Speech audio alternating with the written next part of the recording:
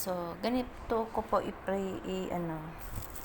how I create the food I'm preparing kasi kailangan kong, ayoko naman kasi yung ipiprepare ko na foods ay magkakaroon ng basta I don't like the flies come over.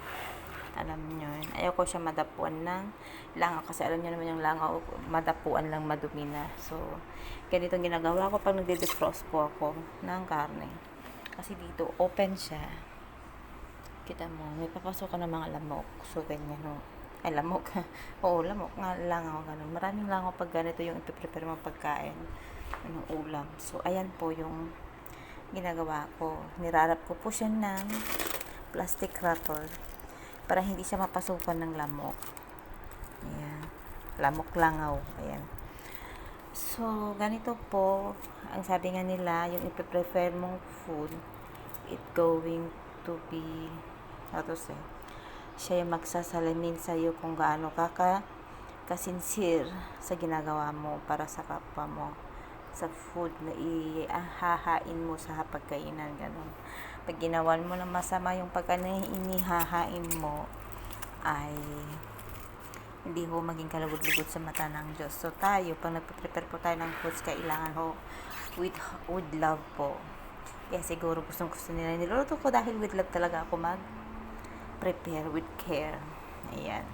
So ganyan po ako mag-prepare ng mga pagkain na kahit na yung mga natitikman yung pagkain na niluluto ko po ay ginagawa ko yan with love. Hindi, walang harong pag-iimbot po. Let's say, naging hobby ko ang pagluluto. I love cooking. Yes, I love cooking. I just hate washing dishes. Ayan.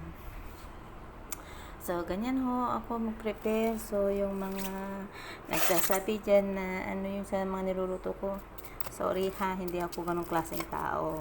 When I prepare food, that is with heart, with love. Ayan. Wala lang, na-share ko lang po kung paano ko mag-share, paano ko mag-prepare ng pagkain na inihahain ko sa bawat hapag. Walang halong kalokohan.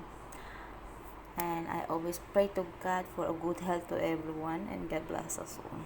Salamat sa panonood. Kung nais kayo mga new recipe, comment down below and please watch and share na rin para po matutunan ng iba. Salamat sa panonood and God bless following.